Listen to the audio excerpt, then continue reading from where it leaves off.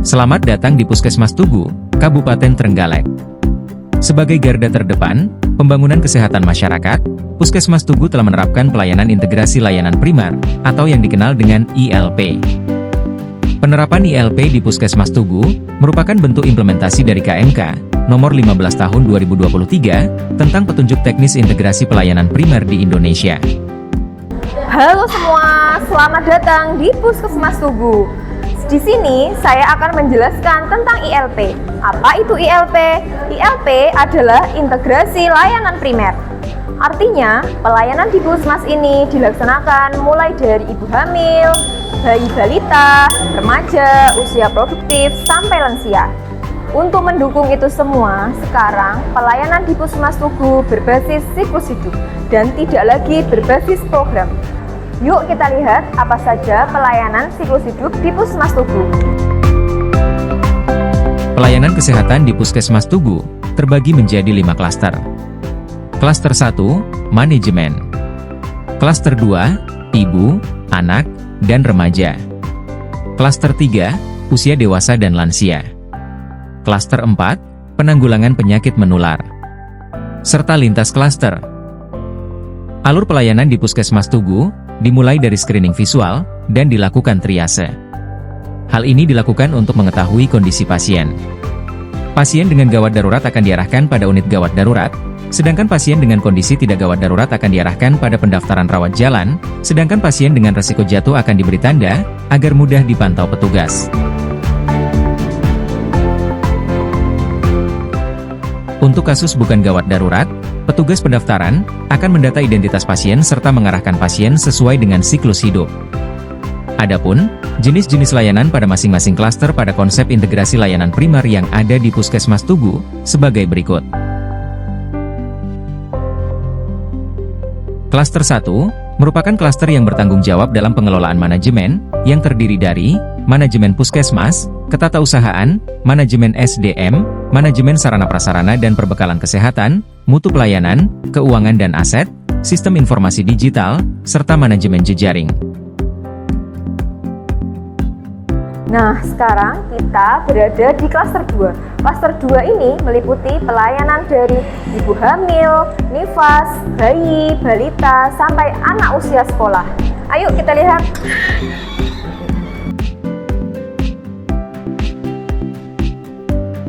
Klaster 2, ibu dan anak. Sesuai dengan namanya, klaster ini melayani ibu hamil, ibu nifas, bayi, balita, anak dan remaja sampai usia 18 tahun. Jadi, pasien dengan kriteria siklus hidup tersebut, setelah dilakukan pendaftaran di loket pendaftaran, akan diarahkan ke klaster ini untuk mendapatkan paket pelayanan kesehatan. Adapun paket pelayanan yang akan diterima adalah screening kesehatan, diagnosis penyakit, pengobatan, dan konseling. Selain paket layanan tersebut, pasien juga mendapat pelayanan rujukan antar klaster, atau rujukan ke fasilitas kesehatan rujukan, jika memang diperlukan. Sekarang kita berada di klaster 3. Klaster 3 ini menangani usia produktif dan lansia.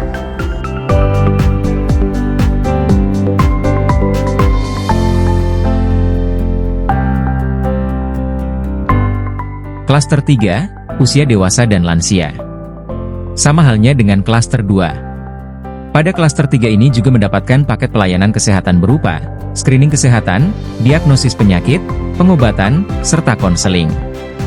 Hanya saja, siklus hidup yang menjadi penerima layanan di klaster ini adalah usia produktif dan pralansia, usia 18 tahun sampai 60 tahun, serta lansia, usia 60 tahun ke atas.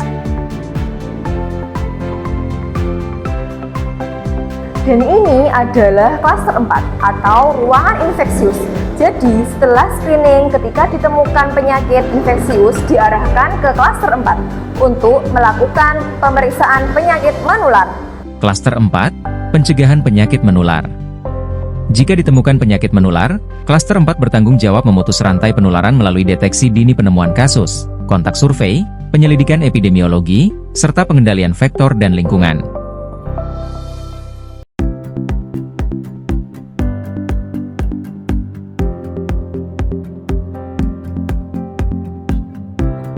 Nah, selain itu, ada pelayanan penunjang klaster 1 sampai klaster 4. Jadi, pelayanan ini sebagai penunjang terlaksananya klaster 1 sampai dengan klaster 4, yaitu disebut klaster 5 atau lintas klaster. Klaster kelima atau lintas klaster. Klaster ini mendukung pelayanan pada klaster 1 sampai dengan 4. Pelayanan yang ada di lintas klaster ini meliputi promosi kesehatan, pelayanan kesehatan gigi dan mulut, pelayanan kegawat daruratan, pelayanan kefarmasian, laboratorium kesehatan, pelayanan rawat inap, dan pelayanan respon krisis.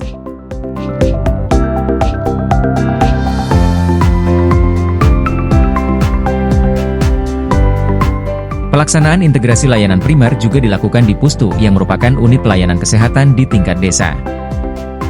Pelayanan integrasi layanan primer ini sudah dilakukan di setiap desa yang ada di Puskesmas Tugu.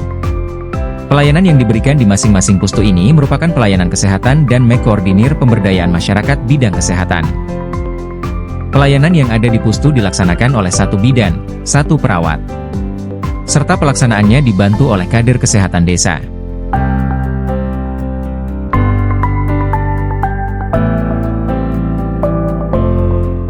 Sedangkan pelaksanaan integrasi layanan primer di tingkat dusun, dilakukan di Posyandu ILP, yang melayani seluruh siklus hidup. Dengan hari buka layanan, minimal 1 kali dalam 1 bulan, dan dilaksanakan minimal 5 orang kader, dan didampingi oleh tenaga kesehatan. Di luar hari buka Posyandu, kader melakukan kunjungan rumah, atau kunjungan keluarga, di wilayah Posyandu. Kunjungan rumah dilakukan untuk mengidentifikasi keluarga yang tidak mengakses layanan kesehatan, monitoring kepatuhan pengobatan, identifikasi risiko, serta konseling kesehatan. Hasil kunjungan rumah akan dievaluasi bersama tenaga kesehatan di Pustu 1 minggu sekali. Jika ditemukan permasalahan di tingkat keluarga, akan ditindaklanjuti dan dilaporkan ke Puskesmas. Gimana teman-teman, sudah paham kan tentang pelaksanaan integrasi layanan primer yang ada di Puskesmas Tugu? Mari bersama sukseskan ILP untuk kesehatan masyarakat kita. Jangan lupa ya, jaga kesehatan. Bye-bye.